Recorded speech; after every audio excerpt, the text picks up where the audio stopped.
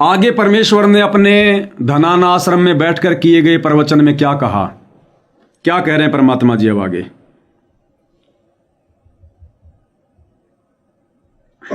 बच्चों, ये सब खेल हमारे किए, हमसे मिले सो निश्चय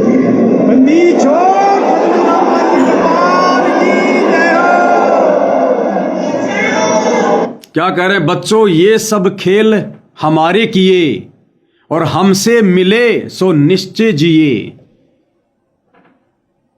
अब यहां परमात्मा ने ये नहीं कहा कि ये सारे खेल परमात्मा ने किए। अब गुरुदेव भगवान बीच में दाढ़ी मूछ वाले कबीर जी का जिक्र नहीं कर रहे, डायरेक्ट कह रहे हैं, डायरेक्ट कि बच्चों ये सारे खेल हमारे किए और हमसे मिले सो निश्चय जिए। गुरुदेव कह रहे हैं बच्चों ये सारा का सारा खेल मेरा था। ये बरवाला कांड से लेकर करोथा कांड से लेकर 11 साल जेल में बैठने से लेकर और आज बाहर आकर ये खेल खेलने से लेकर। करोथा कांड क्या हुआ, जिम्मेदार भले ही वो गांव वाले या कुछ भगत काल प्रेरणा से थे, लेकिन खेल परमात्मा ने खेलना था। बरवाला कांड करवाने में मुख्य भूमिका काल प्रेरणा से गुरु के परिवार की रही, राष्ट्रीय समाज सेवा समिति की रही, लेकिन खेल परमात्मा ने खेलना था। लोगों ने अपने कर्म फोड़ लिए, परमात्मा ने अपना कार्य सिद्ध कर लिया। हिसार जेल में बैठकर परमात्मा ने अपने मिशन को जो गति देनी थी, जो अपनी हंस आत्माओं को छांटना था, अपना काम पूरा कर लिया, अपना खेल खेल लिया।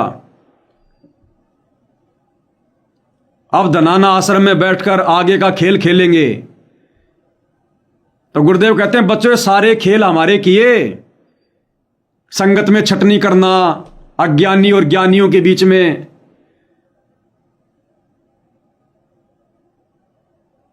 आश्रम में बैठकर परमात्मा हंस नहीं बना पाया। नहीं बना पाया इसका मतलब यह नहीं कि वो समर्थ नहीं है, लेकिन इस काल लोक के विधान अनुसार घर का जोगी जोगना, बाहर का जोगी सिद्ध। दीपक तले हमेशा अंधेरा रहता है। करोथा आश्रम में बैठकर, बरवाड़ा आश्रम में बैठकर परमात्मा भगत तैयार नहीं कर पाया, हंस तैयार नहीं कर पाया, भक्तों को निर्विकार नहीं बना पाया, अपने विधान से पूर्णतया परिचित नहीं कर पाया। और हम भक्तों से दूर होकर 11 साल जेल में बैठकर परमात्मा ने हमें निर्विकार बना दिया।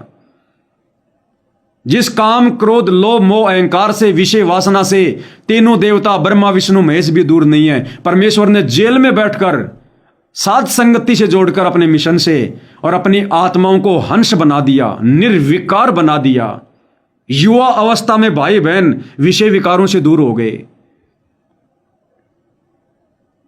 जो कार्य परमात्मा आश्रम में बैठकर नहीं कर सके, वो काम 11 साल तक जेल में बैठ के कर दिया। ये सारे खेल हमारे किए, हमसे मिले, निश्चय जिए। हमसे मिलने का क्या मतलब है? गले मिलना नहीं, हमसे मिले यानी अपने सतगुरु के ज्ञान के आधार से भक्ति। गुरु जैसा कहे वैसा करना, उसको कहते हैं हमसे मिलना। गुरु के वचन में चलना, गुरु की आज्ञा में चलना, गुरु की मर्यादा में चलना, एक कदम भी अपनी तरफ से बाहर ना रखना। हमसे मिले यानी मेरे कहे अनुसार जो मर्यादा में रहकर भक्ति करे, वो निश्चय जिए। निश्चय जिए मतलब काल लोक में तो जन्म और मरण है, उसको परमात्मा सतलोक भेज देगा, वो निश्चय जिएगा, कभी नहीं मरेगा, वो अमर हो जाएगा सदा सदा के लिए। वो फिर हमेशा जिएगा, मरेगा नहीं। फिर वो सारे खेल गुरुदेव भगवान के। 11 साल तक परमात्मा ने हम सत्सेवकों को इस काल की कुप्रेरणा से और जो कचरा इन आश्रमों में इकट्ठा हो रखा था, जो गंदगी जो गुरुदेव भगवान के परिवार के दिलो दिमाग में थी, जो काल के एजेंट बने बैठे थे, इनसे दूर करना, इनसे हटाना, उन्हीं के बीच में रखकर। अरे जब गुरुजी आश्रम से गए थे, बरवाड़ा से अलग अलग करके गए थे क्या? संगत में 2 भाग बना के गए थे क्या? मैं आज के बाद सारी जिम्मेदारी अपने परिवार को देता हूं और मैं जेल जा रहा हूं, ये बोल के गए थे क्या? इन्हीं लोगों के साथ जुड़े हुए थे हम, इन्हीं आश्रमों में थे। और कैसे परमात्मा ने जेल में बैठकर, जैसे दूध के अंदर जामन दिया जाता वो फट जाता है, वो काम कर दिया परमात्मा ने। जेल में बैठ के जामन मार दिया अपने ज्ञान का। अपनी समर्थता का जामन दे दिया परमात्मा ने। दो भाग हो गए, फट गई संगत। ये सारे खेल हमारे किए, हमसे मिले सो निश्चय जिए। और ये आप सत्सेवक भाई बहन जो सारा का सारा गेम जो देख रहे हो, किस प्रकार से परमात्मा ने खेल खेला है, काल को भी धोखा देके।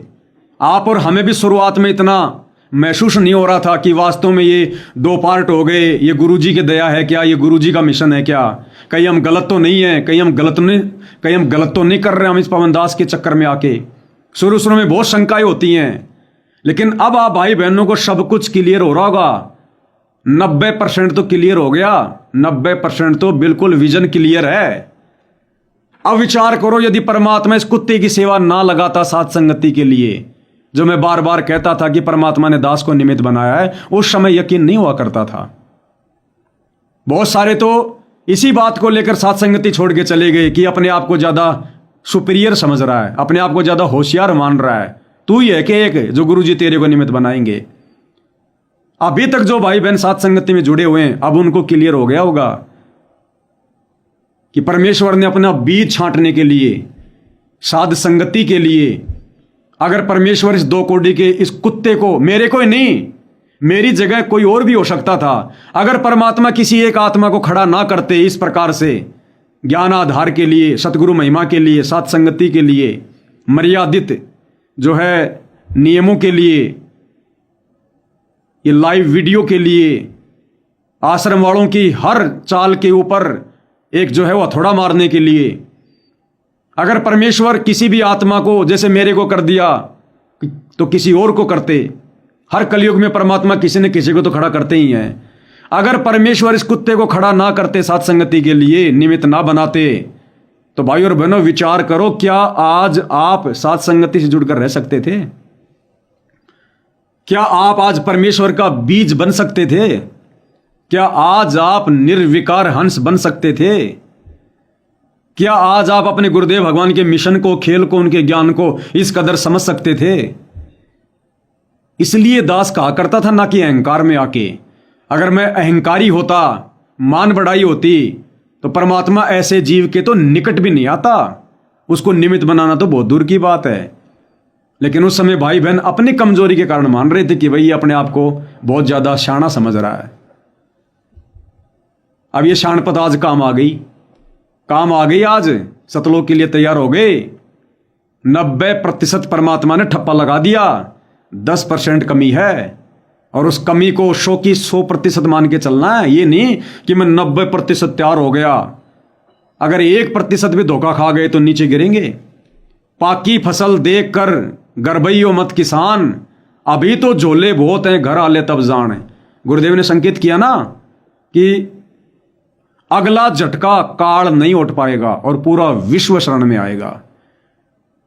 उस अगले झटके तक हमने बहुत ज्यादा सावधान रहना है, बहुत ज्यादा सावधान। इन चीजों को नोट करना, ध्यान से रखना। तो गुरुदेव कह रहे हैं, बच्चों ये सारे खेल हमारे किए और हमसे मिले सो निश्चय जिए। बच्चों ये सब खेल हमारे किए, हमसे मिले सो निश्चय जिए।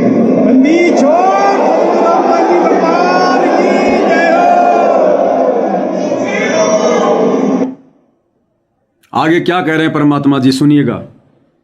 कुछ पाने के लिए कुछ खोना पड़ता है,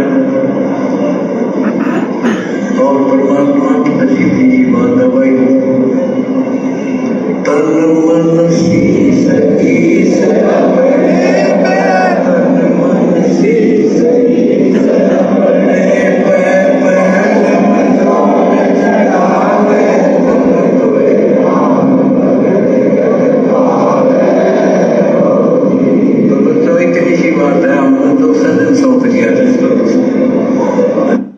क्या कह रहे हैं गुरुदेव कि बच्चों कुछ पाने के लिए कुछ खोना पड़ता है, और परमात्मा की तो सीधी सी बात है भाई, तन मन शीस ईस अपने पे, तन मन शीस ईस अपने पे, पहलम चोट चढ़ावे, जब कोई राम भगत गति पावे हो जी।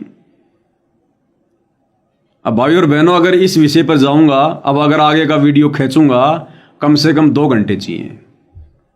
इस तन मन शीश के ऊपर कम से कम 2 घंटे चाहिए समझाने के लिए पूरा, कि ये तन मन शीश अपने ईश पर धनाना आश्रम में गुरुदेव के सामने बैठे हुए भक्तों ने समर्पित किया है, या साथ संगति से जुड़े भाई बहनों ने समर्पित किया है। तो परमात्मा कह रहे हैं कुछ पाने के लिए कुछ खोना पड़ता है। आप और हमने खोया है, आप और हमने अपनी इज्जत खोई है। हमें गुरुद्रोही डिक्लेयर किया गया, हमें पूरी संगत से निष्कासित किया गया, हमें भगोड़ा कहा गया कि पवन दास छुप छुप के क्यों रहता है। इसलिए छुप छुप के रह रहा था मैं, मकान बदल बदल के, इसलिए, वरना काल मुझे पकड़वा के कब का जेल में कहीं कहीं ठुकवा देता। और जब तक ये खुराक सात संगत वाले भाई बहनों के पास मुझ दास के माध्यम से ना पहुंचती, ये भाई बहन भी ज्यादा दिन सात संगति में नहीं टिक पाते। कुछ पाने के लिए कुछ खोना पड़ता है। हमने लोकलाज को खोया है, आश्रम वालों ने लोकलाज को नहीं खोया।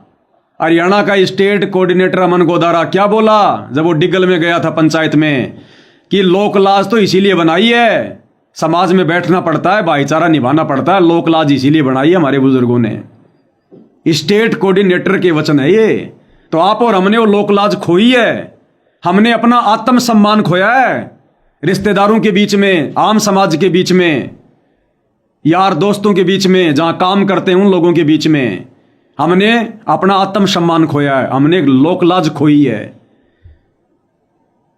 हमने अपना तन मन सब कुछ खोया है। माता बहनों ने सोना चांदी पहनना छोड़ दिया,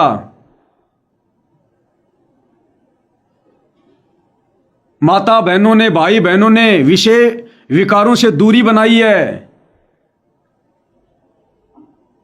जिसके बदले हमें मार खानी पड़ी है, गालियां खानी पड़ी हैं।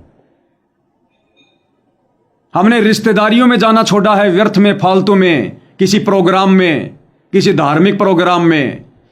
आश्रम वालों ने क्या छोड़ा? कुछ नहीं छोड़ा, कुछ नहीं खोया। धार्मिक कार्यक्रम में ये जाते हैं, परशुराम की जयंती में गए, अयोध्या में गए, बाकी अपने अपने घर पर तो न जाने कहां कहां जाते होंगे। रिश्तेदारों में ये जाते, ब्याह शादी में, सबका ये खाते पीते, सोना चांदी ये पहनते। अभी तक तो गुरु के परिवार ने सोना चांदी पहनना नहीं छोड़ा।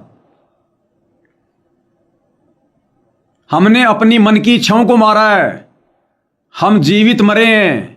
ये तो राजनीति में धक्के खा रहे हैं आश्रम वाले, ये तो गुंडों के साथ बैठ के सीबीआई जांच का समर्थन कर रहे हैं, ये तो झूठा भाईचारा निभा रहे हैं, धर्मशाला बनवा रहे हैं, लाइब्रेरी बनवा रहे हैं, रोड बनवा रहे हैं, स्टेडियम बनवा रहे हैं। कुछ पाने के लिए कुछ खोना पड़ता है। ये परमात्मा हम सत्सेवक भाई बहनों को आशीर्वाद दे रहे हैं कि बच्चों तुमने खोया सब कुछ अपना।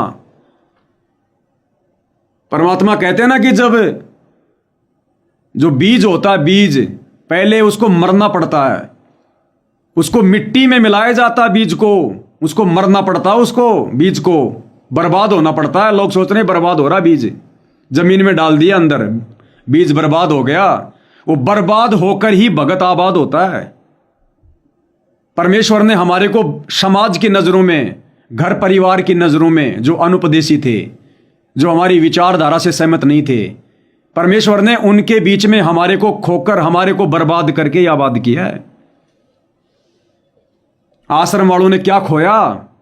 आश्रम वाले कहां बर्बाद हुए? इन्होंने ऐसी कौन सी मर्यादा है जो गुरुदेव की ना तोड़ी हो? अरे ये मर्यादा तोड़कर तो आपको कहीं कोई दिक्कत नहीं आएगी। ये मर्यादा तोड़ने के बाद तो वैसे जगत वाले और वैसे भगत। तो आप लोगों ने क्या खोया? कुछ तो नहीं खोया आप लोगों ने। उसी समाज में उठना बैठना, वही सारी बकवाद करना, वही खाना पीना, क्या छोड़ा आप लोगों ने? कुछ नहीं छोड़ा। ये सत्सेवकों के लिए कह रहे हैं परमात्मा कि बच्चों कुछ पाने के लिए कुछ खोना पड़ता है, और वो नकली चीजें खोकर हमने असली वस्तु पाई, अपने गुरुदेव को, अपने गुरुदेव भगवान को पा लिया। हमने उनके चरणों में जगह बना ली सतलोक के लिए, हमने उनको प्रसन्न किया है संघर्ष करके। आप और हमने खोया है।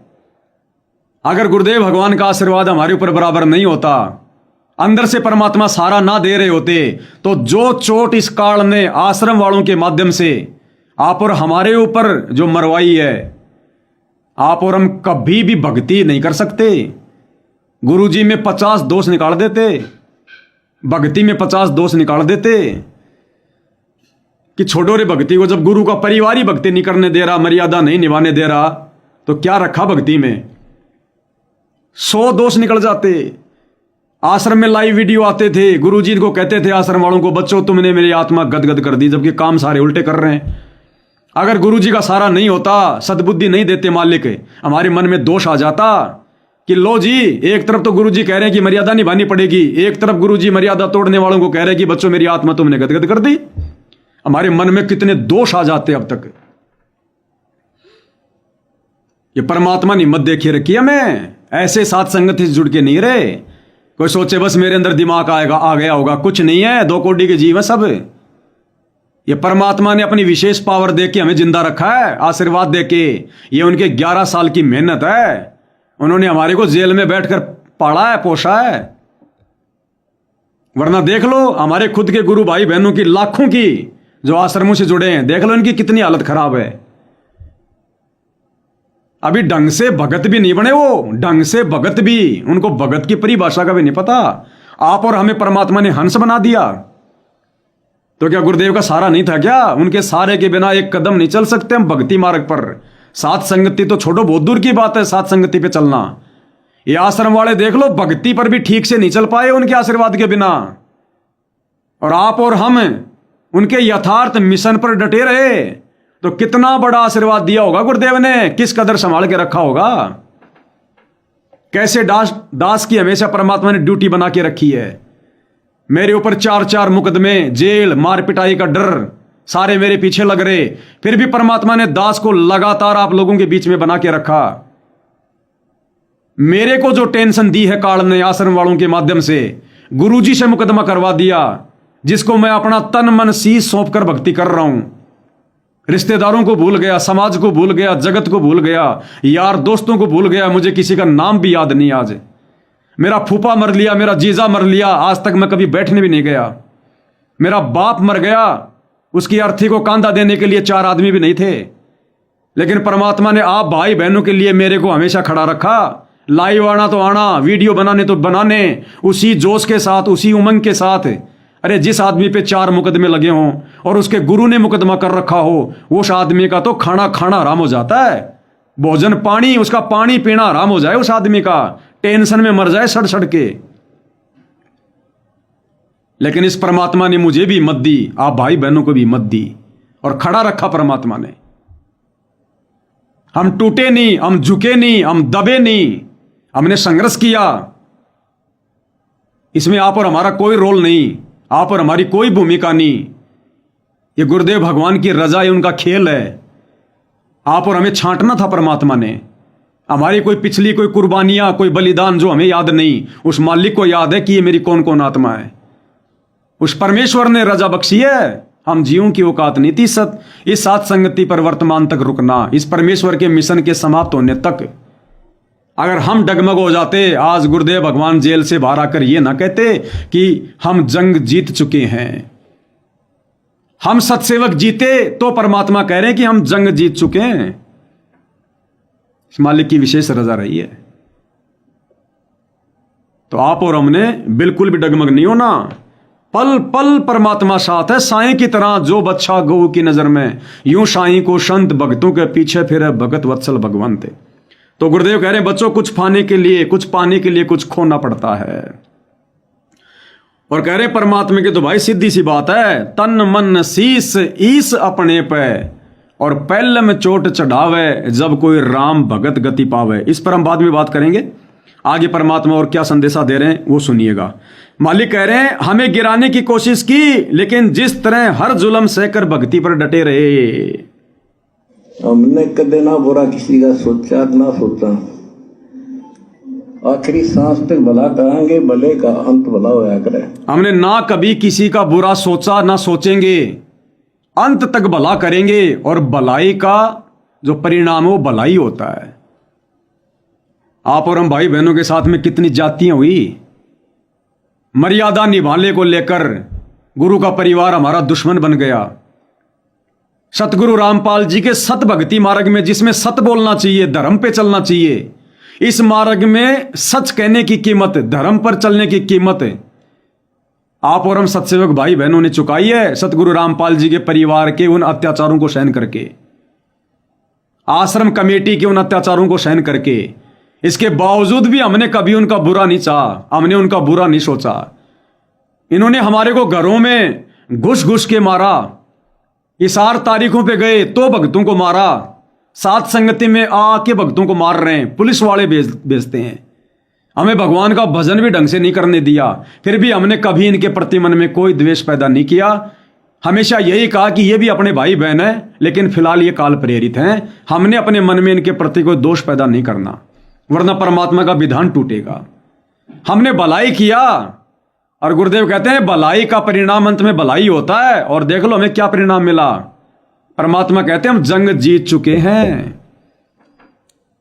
हमने साधुता दिखाई, हमने भगतपना दिखाया, हमने इन लोगों के बराबर होकर, अरे दो हाथ तो हमारे भी थे, लठ पकड़ने हमें भी आते हैं हाथों में, इतने कमजोर तो आप और हम भी नहीं थे। अरे वो अगर 50 होते तो 20 हम भी होते। अगर इतना भी अगर बराबर हो जाते तो ना तो कोई हम कुत्तों को जानता, ना उन कुत्तों को जानता। नाम बदनाम किसका होता? गुरु जी का। तो आप और हमने केवल इनकी भलाई चाहिए, और अंत में देखो हमारे साथ में कितना भला हुआ। उसका रिजल्ट दे दिया गुरुदेव भगवान ने, हमें पास कर दिया इस परीक्षा में। यहां की पीएचडी की परीक्षा में पास होना आसान है, सतगुरु रामपाल जी भगवान की परीक्षा में तो ब्रह्मा विष्णु महेश भी फेल हैं। हमें यह रिजल्ट दिया परमात्मा ने, उस साधुता का, उस अधीनता का, मन में राग देव छल कपट ना करने का। बेवजह परेशान ये लोग हमें कर रहे, उल्टा मुकदमा हमारे ऊपर लगा रहे। चाहते तो हम भी इनके ऊपर मुकदमा कर सकते थे कि भाई हम तो संत रामपाल जी के भगत हैं, ना हम इनके आश्रमों में जाते, ना हम इन लोगों के, हम इनको कुछ बोलते ना कुछ कहते। हम अपना प्रोग्राम कर रहे हैं, हमारे गुरु जी का भजन कर रहे हैं, ये लोग उल्टा आकर हमारे को मार रहे हैं, पीट रहे हैं। हम चाहते तो इन पे भी मुकदमे कर सकते थे, लेकिन हमने कभी सोचा भी नहीं किस पे मुकदमा करें। अपने भाइयों पे मुकदमा करेंगे। राजस्थान के टोंक के देवली में सत्संगति थी, मैं और कजोड़ भगत जी गए हुए थे। इतनी ज्यादा काल प्रेरणा थी, सतलोक आश्रम मैनेजमेंट कम से कम 15-20 माता बहनों को ले आया, और वो माता बहनें मेरे और कजोड़ दास भगत जी के गुप्तांग पे चोट मार रही हैं। लातों से हमारे गुप्तांग पे चोट मार रही हैं। हम लोगों ने फिर भी अपना बचाव किया, उनकी मार खाई। इसलिए परमात्मा कहते हैं बच्चों, कुछ पाने के लिए कुछ खोना पड़ता है। हमने ना कभी किसी का बुरा सोचा, ना सोचांगे। अरे बुरा तो हम सत्सेवकों ने नहीं सोचा भाई, आश्रम वालों ने तो हमारे साथ बुरा ही बुरा किया है। हमारे ऊपर 4-4 मुकदमे कर रखे हैं, ये बुराई नहीं कर रखी उन्होंने। गुरुजी से मुकदमा करवा दिया, ये बुरा सोचना नहीं है। हमें बेवजह जेल में डलवा दिया, ये बुराई नहीं है। सात संगति में आकर हम क्या ले रहे थे उनका साथ संगति में? ना हम आश्रम वालों से कोई दान लेते, ना कोई ज्योति पाठ का पैसा लेते, ना हम इनके आश्रमों में जाते। ये उल्टा हमारे घरों में घुस के हमें मार रहे हैं। ये बुराई नहीं है क्या? ये बुरा सोचना नहीं है क्या? सोचना दूर, ये तो कर रहे हैं बुरा। तो ये काम तो इन लोगों ने किए सारे उल्टे, हमने तो सहन किया है। हमने तो सोचा भी नहीं कभी, इन्होंने वो कर डाले। तो अगर भाई, अगर भलाई का रिजल्ट भलाई होता है तो बुराई का रिजल्ट बुराई भी होता है, ध्यान रखना। और सबसे बड़ा रिजल्ट इनको मिल गया, फेल हो गए, मोक्ष से वंचित हो गए। आप और हमें परमात्मा ने सफल बनाया। एक एक वचन परमपिता परमेश्वर जी का मिथ्या नहीं जाएगा भाई और बहनों। आगे क्या कह रहे हैं परमात्मा जी? आज थोड़ा समय कम है और लंबा सफर, लंबी लड़ाई जीत का यहाँ था।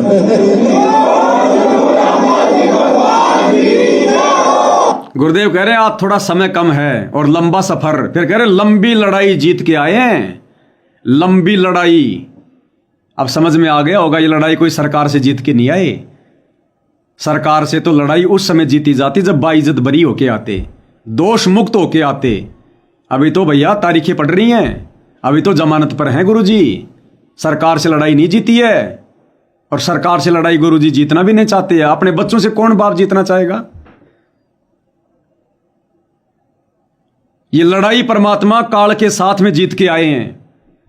जो लड़ाई परमात्मा ने बाहर ज्ञान और अज्ञान की छिड़वा रखी थी। दास बार बार कहता था कि द्वापर वाले महाभारत से बड़ा महाभारत ये सात संगति और मैनेजमेंट है। और आज परमेश्वर ने हमें सफल बनाया। हमने पांडवों की भूमिका निभाई और इन कौरवों ने अपना सत्यानाश करवा लिया। इन्होंने भले ये खुश हो रहे हैं कि गुरुजी हमारे पास आ गए, आश्रम में आ गए, हम सही हैं। ये तो अगले झटके में पता चलेगा। गुरुदेव कह रहे अगला झटका काल ओट नहीं पाएगा। वो अगला झटका क्या है? ये आश्रम वाले ओट नहीं पाएंगे, ये संगत ओट नहीं पाएगी। अगला झटका जब पता चलेगा कि सात संगत वाले क्या थे, सात संगति क्या थी, ये झटका ये ओट नहीं पाएंगे, टूट जाएंगे अंदर से। ये पता चल जाएगा हकीकत का।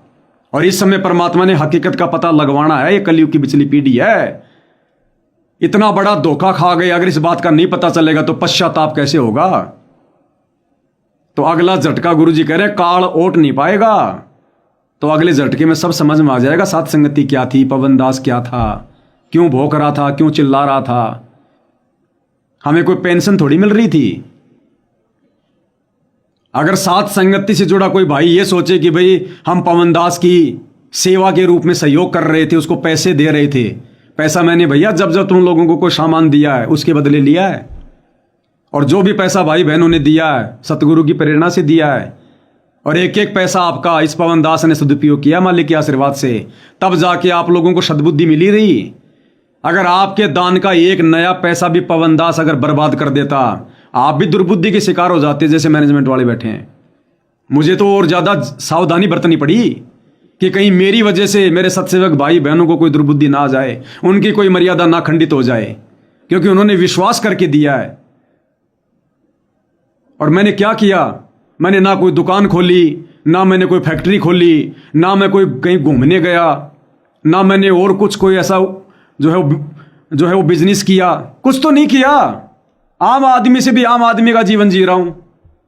ना कहीं आना, ना कहीं जाना, ना रिश्तेदारी में, ना घूमने फिरने, कहीं नहीं। अरे 2 टाइम की रोजी रोटी तो खा रहा हूं। हम तो 4 मेंबर हैं, 2 लड़के हैं, एक मैं हूं, एक भाई का लड़का है। चारों कमाने के लायक हैं। हम तो कहीं भी अपना 5-5, 10-10 हजार की नौकरी कर लेते, पेट तो हमारा उससे भी हमारा भर जाता। लेकिन परमेश्वर ने आप भाई बहनों के लिए दास को लगा के रखा। आप भाई बहनों के लिए। ये देख लो, उधर सेवा को दुरुपयोग तो मैनेजमेंट कर रहा है, मैनेजमेंट ने किया। और देख लो सब, जैसे गुरुजी कहते ना, एक कुएं में 1 क्विंटल भांग डाल दो, सबकी एक जैसी हरकत होगी। ये कहते हैं कि हम 12 करोड़ हैं, 15 करोड़ हैं, उन 12 करोड़ में एक को भी सद्बुद्धि आई क्या? इस मैनेजमेंट की ज्ञान विरुद्ध उल्टी हरकतों का क्या उन 12 करोड़ में एक ने भी विरोध किया क्या?